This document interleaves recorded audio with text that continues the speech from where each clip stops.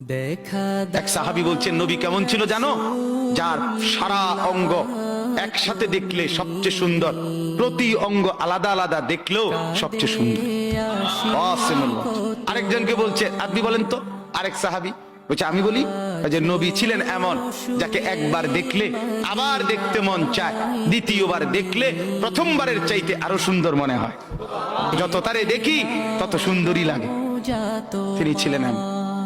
আল্লাহ তাআলা মেরাজে, এই যে এই মাস, 7 আসমানের উপরে আরশে আজিমে আল্লাহ তাআলা নবীকে নিয়ে গেলেন। যখন আরশের উপরে আল্লাহ তাআলা রাসূল সাল্লাল্লাহু আলাইহি সাল্লামকে দাঁড় করাইলেন, এইবার আল্লাহ বললেন বন্ধু কোনানে আনছি জানেন? আপনি জানেন কোথায় আনছি আপনারে?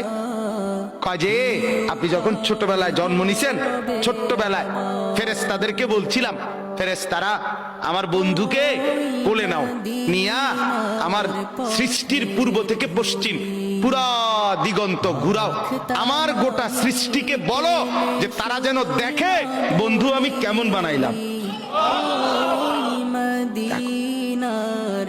এক আসমান দেখো, জমিন দেখো, বন্ধু আমি কেমন বানাইলাম। নাক দেখো, চোখ দেখো, ঠোঁট দেখো, মুখের চাহনি দেখো, চেহারার রং দেখো, চোখের পলক দেখো।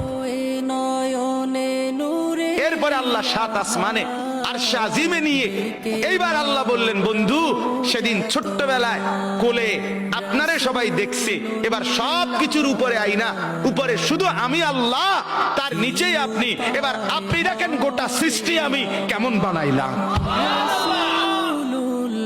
ওই সময় ওরা দেখছে, এখন আপনি দেখেন, আপনি দেখেন। সুবহানাল্লাহ, এত বড় মর্যাদা সম্পন্ন রাসূল তাকে ছেড়ে দিলেন, তাকে ত্যাগ করলেন।